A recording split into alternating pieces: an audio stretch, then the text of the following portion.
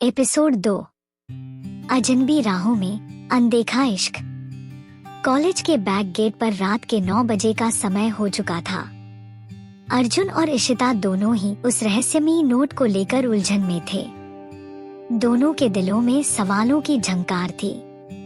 क्या यह वही लोग थे जो उनका प्रोजेक्ट चोरी करने की कोशिश कर रहे थे? क्या उनका काम वापस मिलेगा या फिर उन्हें इस नए खतरनाक मोड़ से जूझना पड़ेगा? अर्जुन ने इशिता से कहा, तुम यहाँ क्यों आई हो?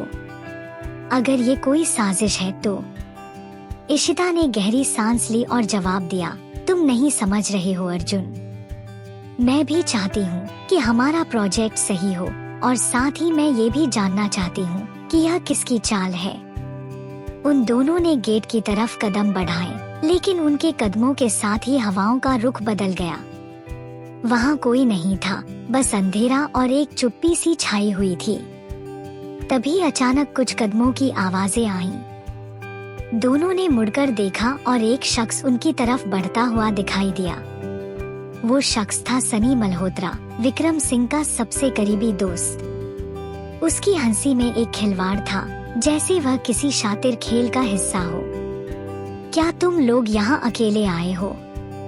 यह तुम्हारा पहला पार्ट है और तुम दोनों ने गलत कदम उठाया, सनी ने मुस्कुराते हुए कहा। अर्जुन ने गुस्से में आकर कहा, तुमने हमारा प्रोजेक्ट चुराया और अब हमें तंग करने आ गए हो। इशिता ने अर्जुन का हाथ पकड़ते हुए उसे शांत करने की कोशिश की और फिर सनी से पूछा, क्या तुम इसे वापस करोगे या हमें कुछ और करना पड़ेगा? सनी की मुस्कान और भी कटीली हो गई। क्या तुम समझ नहीं रहे हो इशिता? यह सिर्फ तुम्हारे प्रोजेक्ट की बात नहीं है। यह एक बड़ी साजिश है जिसमें तुम्हारी दोस्ती और प्यार भी फंसा हो सकता है। अर्जुन और इशिता को समझ में नहीं आ रहा था कि सनी की बातों का क्या मतलब था, लेकिन तभी सनी ने एक पैकेट इशिता की तरफ फेंका। लो, तुम्हारा प्रोजेक्ट। लेकिन यह सिर्फ शुरुआत है। तुम दोनों को एक और टेस्ट पास करना होगा। इशिता ने पैकेट खोला और देखा कि उनका प्रोजेक्ट सही सलामत था, लेकिन उसके साथ एक नोट था जिसमें लिखा था, जो सच्चाई छिपाई गई है वह सामने आकर सब कुछ बदल देगी। आओ और जानो वह सच्चाई। यह पढ़कर इशिता और अर्जुन दोनों के चेहरे पर हवाइयां उड़ने लगी। यह क्या था? क्या यह सिर्फ एक मजाक था या फिर उनके साथ कुछ बहुत बड़ा घटने वाला था? अगली सुबह कॉलेज में अर्जुन और इशिता दोनों परेशान थे, लेकिन इशिता ने इस नए मोड़ पर ध्यान नहीं दिया। उसने सोचा कि यह कोई और चाल हो सकती है, लेकिन अर्जुन के मन में इस नोट का क्या मतलब था, यह सवाल था। क्लास में जाते वक्त दोनों एक दूसरे से ज्यादा बात नहीं करते, लेकिन दोनों के दिमाग में कुछ छुपा हुआ था।